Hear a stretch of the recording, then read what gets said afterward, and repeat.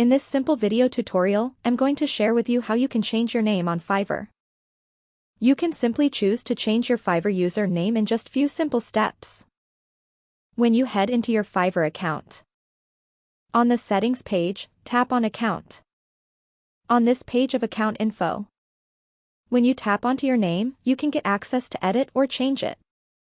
So to change your Fiverr username, simply head into any browser of your own choice.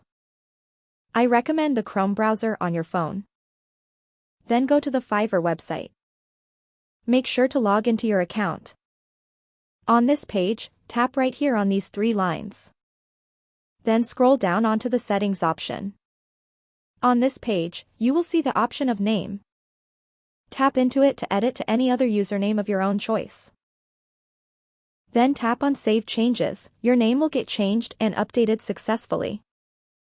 That's how easy it is to change your username on Fiverr.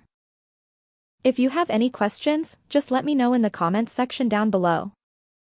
Please don't forget to leave a like, share and subscribe for more video tutorials like this one.